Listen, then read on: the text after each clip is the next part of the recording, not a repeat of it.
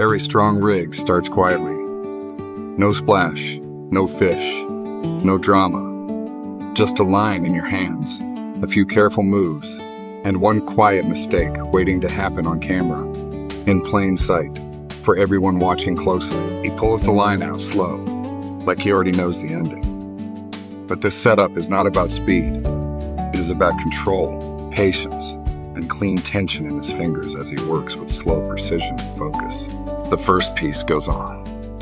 It looks simple, almost too simple. But underwater, beneath the surface, simple only works when it is done right. Under pressure, near the hook, in cold water, when it matters most. Watch the hands, frame by frame.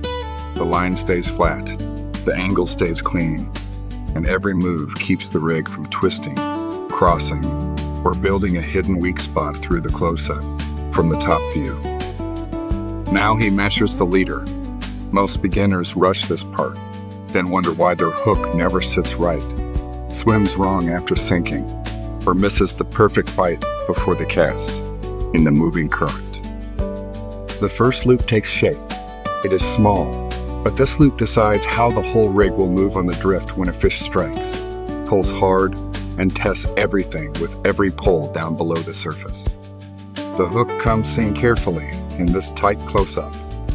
One wrong angle here, and the fish will find the weakness before you do, especially in deep water and heavy tension near the sharp point. He wraps the line back around itself.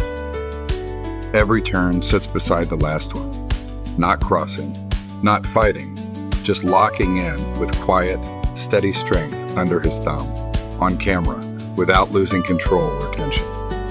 Now, the knot tightens down. No sudden pull, no panic, just slow pressure, smooth control, and the coils biting together exactly where they should. Nice and clean, right on screen, against the hook shank.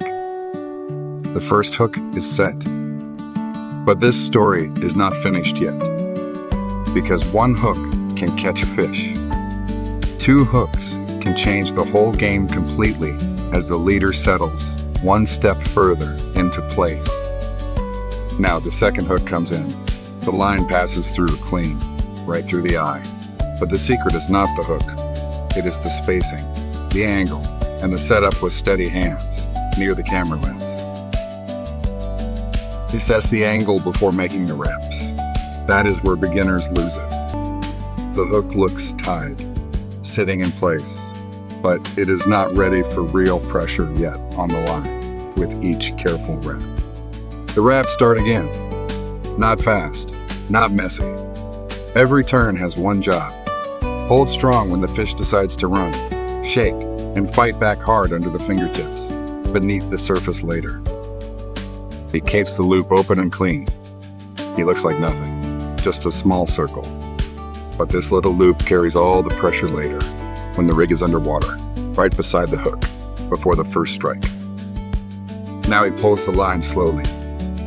The knot closes down like a trapdoor, quiet, tight, and ready for chaos underwater at the worst possible moment, as the line settles through his fingers with control. The second hook is locked in. Two hooks, one leader, and no room for a weak point.